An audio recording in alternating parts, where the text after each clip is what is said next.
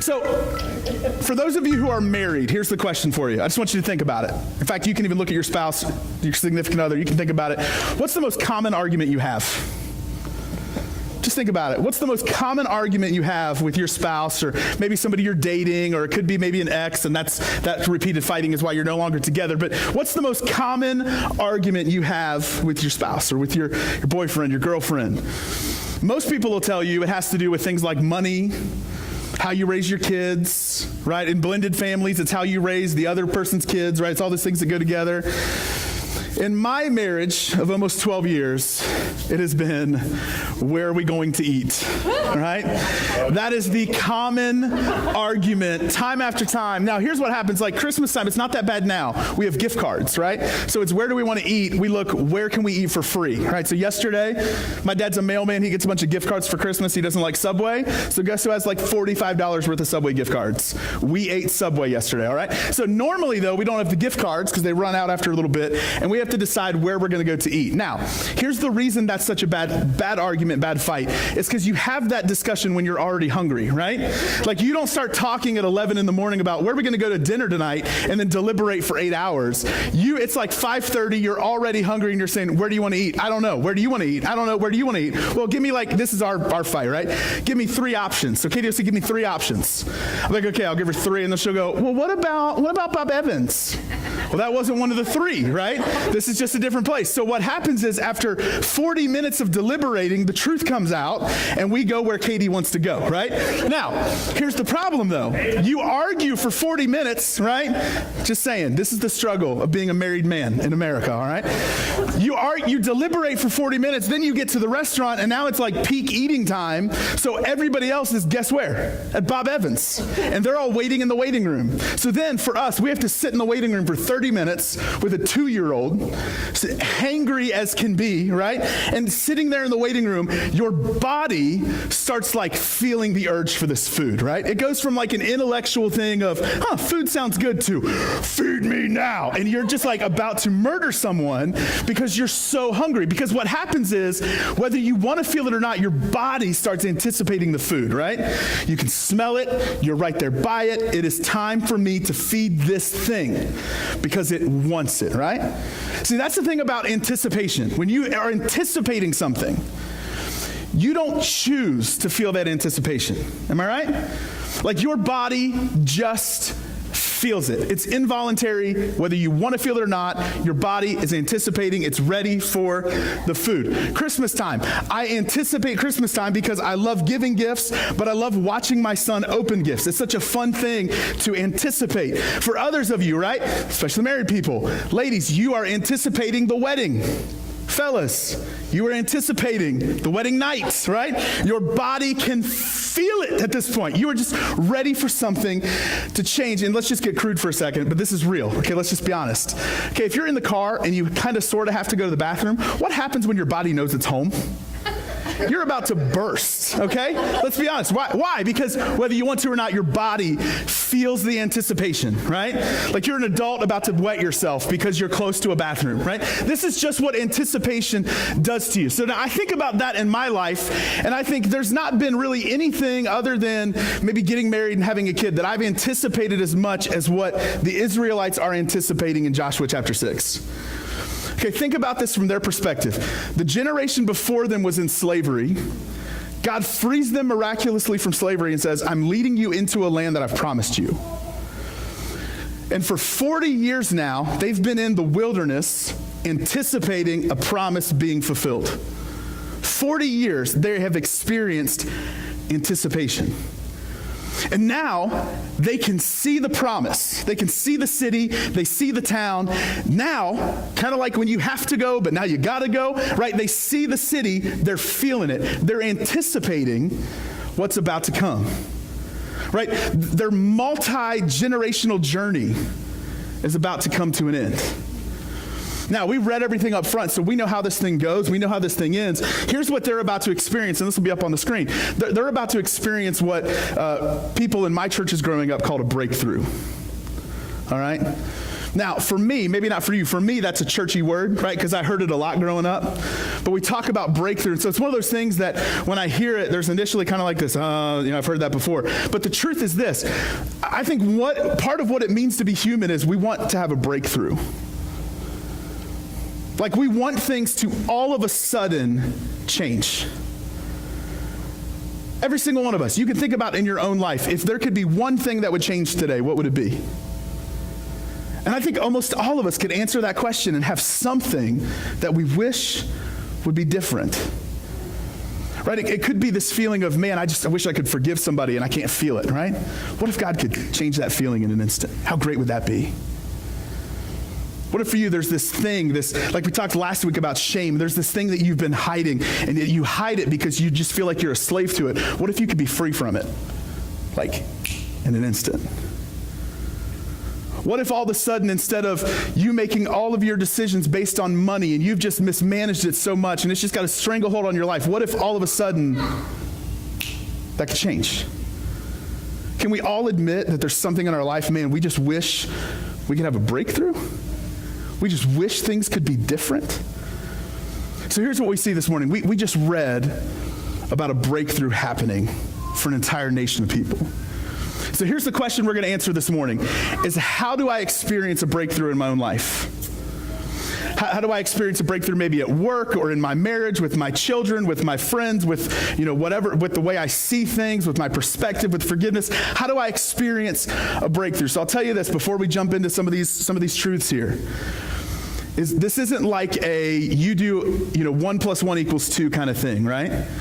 This isn't like you have 3 steps, you do these things, and God's got to give you this breakthrough. That's not how this thing works. Here's what we do, is we prepare ourselves, because what I want to be ready to move when God's ready to move.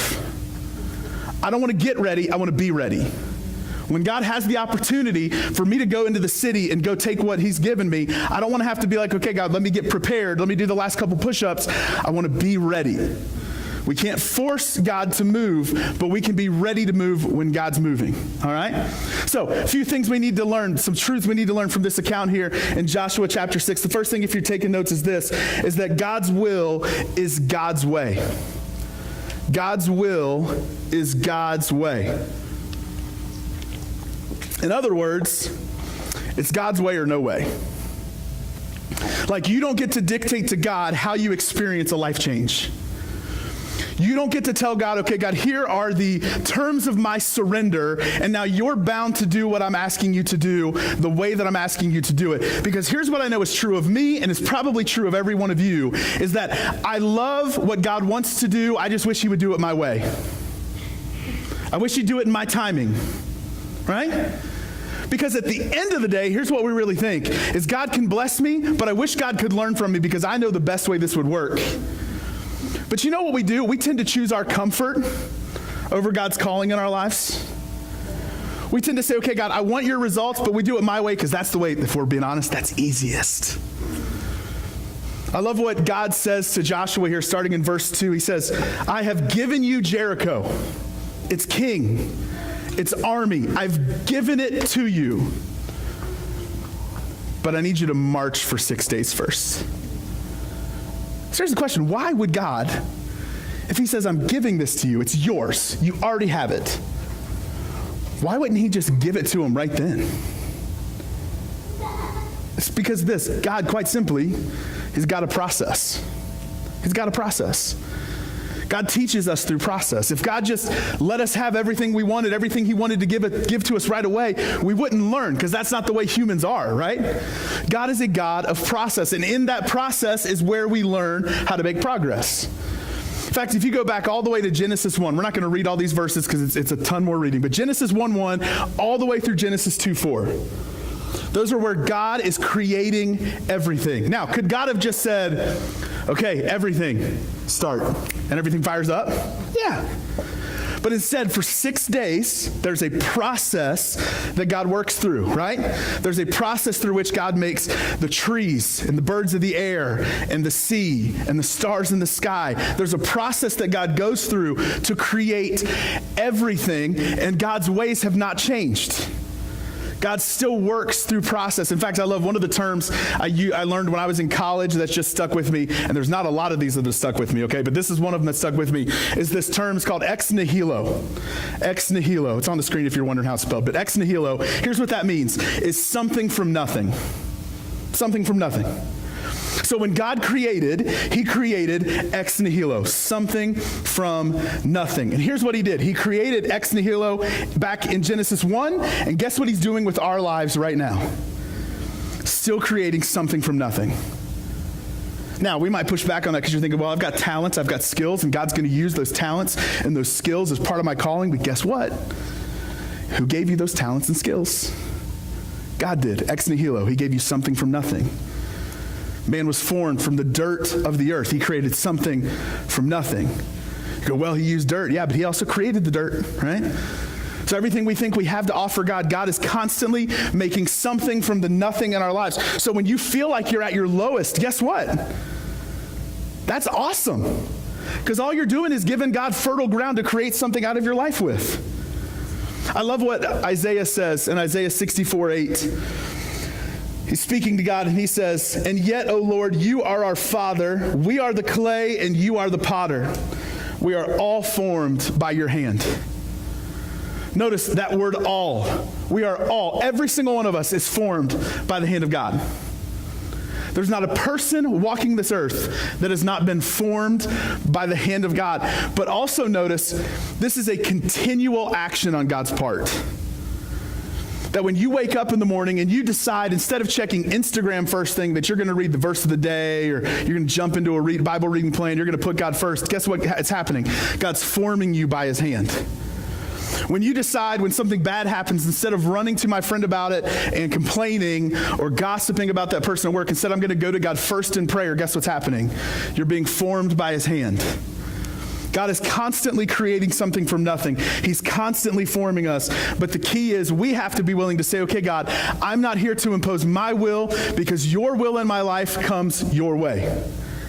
It's about keeping myself in alignment with what God wants to do. It's because God's will is God's way.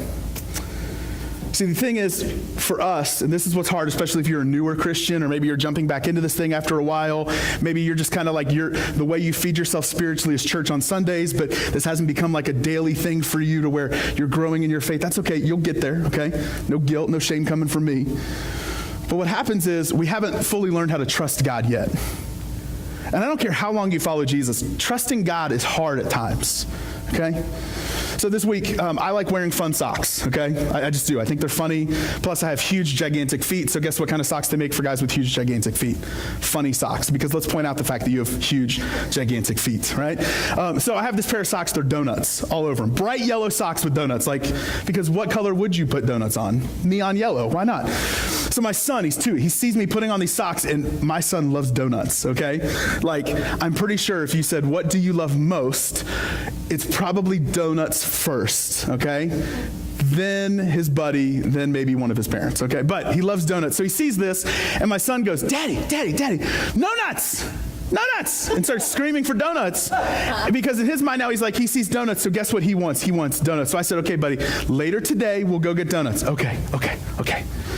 Every time he saw my socks all day, donuts. So we go to the store that night. And we pick up this little box of donuts, right? We're going to eat these donuts. He's so excited. He sees them in the cart. He's got one of those carts where he's driving the car. He can see the donuts. He loves them. Well, then all of a sudden the donuts disappear because they go in the shopping bag, right? We're checking out. So then we're pushing the cart out, and my son starts screaming and pointing towards Giant Eagle, right? Because guess what he thinks? Daddy just left the donuts that he's told me all day I could have. What he doesn't know is they just went in the bag, went in the trunk, and then when we got home, guess what Everett got to have? Some donuts, right? Now, he's 2, and so that makes sense that he has a hard time seeing things from beginning to end. But let's be real about us. Our perspective on God's work in our life is many times that he's taking away something from us that he said we could have. Seems like he's hiding it from us. But the only way we learn how to trust God is to decide to trust him and say, okay, God, even if I can't see it right now, I know you're going to get it to me. Even if I don't see it in this moment, even if it feels like it's disappeared, you're still going to find a way to get it to me. This is why for me, guys, I'll say this. We'll move on after this. This is why I tithe. Because for me, it is saying, okay, God, I'm going to release something into your hands because what you tell me is I can test you in this and it's going to come back to me. It's going to work out. So when I have a need, I'm not going to be without. And I can tell you, for our entire marriage, my entire adult life, we've tithed. And guess what happens, man? God finds a way to get it to us when we need it. Never been without. Right? We have to learn to trust God, but the only way we learn to do it is by trusting him, because God's will in your life comes through God's way in your life. Now, back to Genesis 1. When God creates us, he makes this statement. There's this statement in Scripture that we're created in the image of God. Now, a lot of people deliberate as to what exactly that means. There's a lot of different ways you can take that, but here's what it means, is that there's something in us that when God created us is like him. There are some things about his nature, about his character, about who God is that he's implanted into us. And what I love about Genesis when I read it, in fact, if I were to show you my Bible, you can see where I've circled and highlighted and underlined, is that every single day through the process of creation, you know how God creates? He doesn't do the heavy lifting. He's not running from place to place. No, God creates because God spoke. God said, let there be light, and there was light. God said, I want there to be 2 stars. The lesser star to rule the night, the greater star to rule the day. Guess what shows up? 2 stars. Let there be birds in the air. Guess what just shows up? Birds in the air. God creates by speaking. Now for us, I'm not saying that you could say, okay, God, give me hot chocolate, and it's there. Because if that could happen, I'm going to put you in a cage and keep you in my house, okay? I'm going to ask for what I want. You have to give it to me. But what we're saying is this, is that our words absolutely have power. They create a culture in our life. And unfortunately, what many of us don't understand is that, and this is if you're taking notes, the second thing, our words can get in the way. Like our words can get in the way of what God wants to do in our lives. They absolutely can create problems for us. Because whether we realize it or not, your words are building a culture. Your words are shaping your perspective. Your words are building barriers in your relationship, or is keeping things open in your relationship. Our words can get in the way. In fact, I love what James, the brother of Jesus, he says about this. He says in James chapter 3, starting in verse 3, we can make a large horse go wherever we want by means of a small bit in its mouth. And a small rudder makes a huge ship turn wherever the pilot chooses to go, even though the winds are strong. In the same way, the tongue is a small thing that makes grand speeches. Then he gives a word of caution. He says, but a tiny spark can set a great forest on fire. And the tongue is a flame of fire. It is a whole world of wickedness, corrupting your entire body. It can set your whole life on fire, for it is set on fire by hell itself. Can I boil those 3 verses down into one thought? Don't underestimate the power of your words. One of the great joys of me as a pastor, I'm going to give you a little insight. I don't love doing weddings, okay? But I do really enjoy premarital counseling. I really do. I think it's fun because I like to make it a little awkward, okay? But just being honest, that's just me. But what I love about it is, for good or for bad, better or for worse, you can kind of see where things are heading by listening to how the couple talks to each other and talks about each other. You can see, hey, is this thing going to be solid? Or do we got some work to do in this area based on how they talk to each other and talk about each other? In fact, one time we were doing premarital counseling for this couple we didn't know very well. We thought they were going to get in a fist fight because the way they were talking to each other. No joke, I'm thinking, do I get in the middle? What do? I don't know what to do here. So I just kind of let them go, right? They just do their thing. They didn't get in a fight, and it's okay. But, right, you can tell a lot about people by the way they talk about each other. You can tell a lot about a person about how they talk about their situation. I mean, can we just be honest? Who wants to be around the person that every single day acts like they're quoting Eeyore? Like, nobody wants that, right? It's like, how's it going? Oh, bother, right? Like, you're just like, oh, so are you telling me the sun never came? No, didn't see the sun, right? Like, it's all this stuff. And you just want to look at him like, okay, like I get, like, life can be difficult. Life can be hard. But for some of us, because of the way we talk, we make every sunny day out like it was gray. We can't even recognize the blessings of God in our life because of the way we talk about things. We have to understand we cannot underestimate the power of our words. This is why when you're reading the book of Joshua, when you read there in verse 10 of chapter 6, Joshua, before the people start marching, he says, don't talk, don't shout, don't even say a single word. Could you imagine marching for 7 days and not saying a word? Like, imagine going home to your spouse. Be like, honey, what'd you talk about with your friends today? Nothing. Oh, he never tells me anything. What'd you talk about? Nothing. So nobody said anything, right? Yep, nobody said anything. Not a single person said a thing, right? People are getting divorced before they get into Jericho. Because here's the thing. For days, you're not talking. So the question is, why would Joshua command? Because God didn't command they couldn't talk. He just said, don't shout. So why would Joshua say, don't even say a single word? Because as people, we talk ourselves out of things far more than we talk ourselves into them. We easily talk ourselves out of doing the right thing. Because when we start talking about it, we realize how much easier it would be to do the wrong thing. So the more we talk about it, right? And a lot of times we do this under the name of like therapy. Now, if you're talking to a therapist, please talk to a therapist. But like just to sit around and talk to your friends and just commiserate over how bad things are, which is what a lot of relationships do, especially on social media, that's not helping, guys. It's not helping at all. Like, in fact, can I just be honest? One of the healthiest things you could do for yourself is turn off notifications on your social media on your phone. Because then every time you see it, you don't have to think about what's there. You don't have to read everybody's thoughts on every single thing as if they were an expert. Maybe, just maybe, that might be healthy, right? Because here's the thing. Not only do you not need to hear other people's negative words, but other people don't need to hear yours. And even more than that, you don't need to hear yours. There's some companies now, and these are big companies, that one of their rules for employees is this is a complaint-free zone.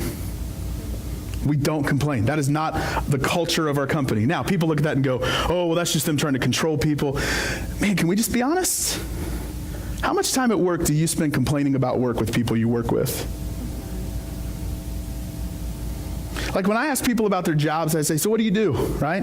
Because they always want to know what I do. And once I tell them I'm a pastor, they usually stop talking to me. But so I try to talk to them first. And I say, so what do you do for a living? They'll say, oh, I'm like, oh. So before they can even ask, I'll start asking them about their job. Or I'll be like, hey, so what, do you like it? Do you have a good time? And it's okay. It's like, oh, well, what you find out the more you talk to them is they just sit around talking with their coworkers about how much their boss sucks. And guess what? Their next boss is going to suck. And after that boss fires him, the next one, he's going to suck too. Guys, I'm convinced half of us could work for Jesus Christ and think he sucks. Because how you talk about somebody shapes the way you see them. It shapes the way you see everything they do. Somebody could do something completely well-intentioned, but we don't take it that way because we've been talking about them like they're Satan for 6 months. Our words, we cannot underestimate the power of our words. Our words can get in the way. 1 Samuel chapter 30, last thing before we move on to the last thought for today. David is out. He's running away from Saul. He's going to be king, right? But he's at this place where everybody's coming against him. And here's what it says in 1 Samuel chapter 30, verse 6. It says, David was now in great danger because all his men were very bitter about losing their sons and daughters. Makes sense, right? Like I think I'd be pretty bitter about that too. And they began to talk of stoning him. It says, but David found strength in the Lord his God. Here's what other translations say, is that David encouraged himself in the Lord. You know what that really means? Is he really started preaching to himself. Like he started reminding himself of how good God is in the midst of all the circumstances he was in. This is why for us, guys, let's harness the power of technology that's been given to us enough to say that maybe the best thing for me would be to open up every single day and see a verse of the day, to see what God says is true about me, and let him begin to shape how we see things in the middle of our situation. All right? So our words can get in the way, which leads us to this last thing, is that what seems like insanity to others can be obedience to God. What seems like insanity to others can be obedience to God. Have you guys heard the definition of insanity before? Right? do the same thing over and over and expecting different results. Now, that's true most of the time, right? Here's what I'll tell you. We got 3 dudes back in kids' church today. So I even told them, I reminded them before I came up, I said, hey, just so you know, you're all background checked and our insurance is up to date. You're okay, all right? So get ready to pick your kids up here in a little bit, okay? But here's the deal.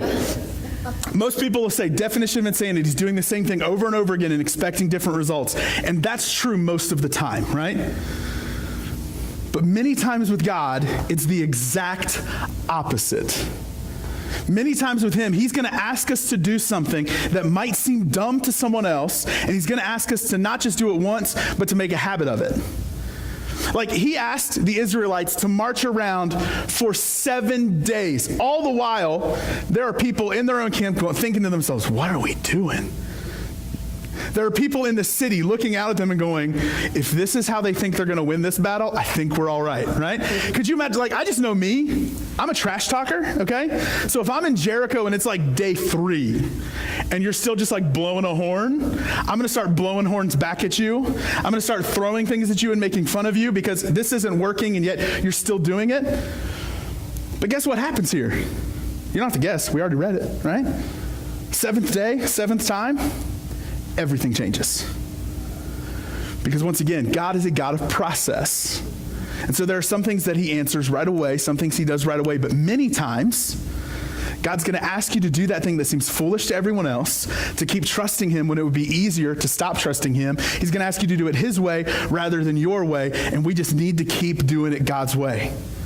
I love what Paul writes in 1 Corinthians chapter 1, verse 18. He says, the message of the cross is foolish to those who are headed for destruction. So those without God, they see, why are these idiots getting up on a Sunday morning and going to church? Okay, dummy, why are you giving 10% of your money to a church? Idiot, why are you showing up and serving? Oh, because the God you can't see tells you you should. To people who don't get this, it's foolishness to them. And that's okay. Because here's what Paul says about the rest of us. He says, but we who are being saved know it is the very power of God. What seems foolish to others, we understand isn't just important, it's our lifeblood. It's what gives our life meaning. It's what gives us purpose. It's what makes us decide to get up on a Sunday morning when it'd be easier to stay in bed. It's what makes us decide to get out and serve somebody when honestly we know they're probably not going to appreciate it as much as we would like for them to, but we're going to do it anyways. It's what causes churches all around this city to give out free meals, to pray for people, to reach out to prostitutes and people who are addicted to drugs. It's what allows people to serve at a cost to themselves because we understand that for those of us who are saved, this is the very power of God in our lives. This is what gives us meaning. It's what gives us purpose. What seems like insanity to everybody else, we understand can actually be obedience to God. So for you and me, for those of us who are followers of Jesus in this room, here's our fight. It's the fight for perseverance. Let's just be honest. Haven't you felt like giving up before? Like, haven't you thought to yourself, if I just did this my way, it'd be easier? This happens to me all the time when it comes to like really just like wanting to let somebody have it, right? Like, how good would it feel to make you cry right now?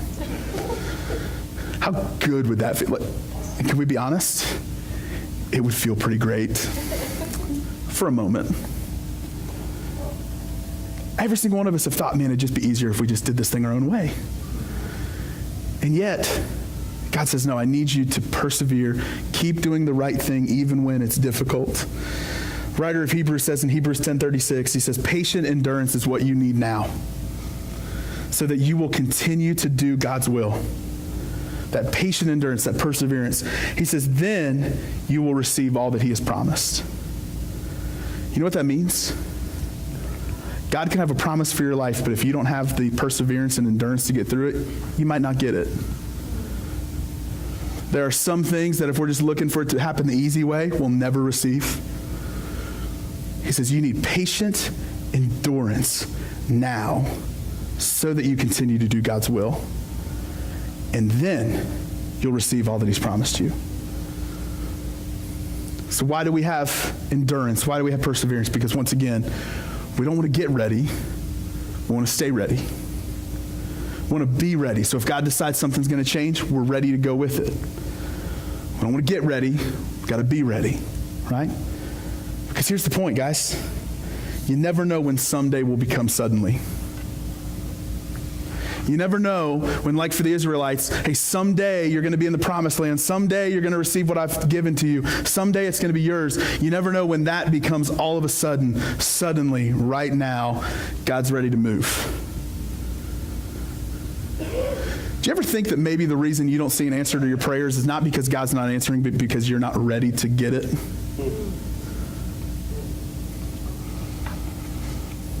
Like you're crying out and saying, okay, God, why aren't you coming through? And he's going, just take it. We're not ready. See, our job is to have that patient endurance, to have that perseverance, to say, okay, God, I'm not going to get ready. I'm going to be ready. So here's my question for you. If God decided today he was going to answer your prayer, would you be ready for it? If you decided here in just a moment as we sing a song together and as we're singing and we're worshiping and we're praying, if God said to you right now in this moment, it's yours, would you know what to do with it? Would you be ready if God answered your prayers?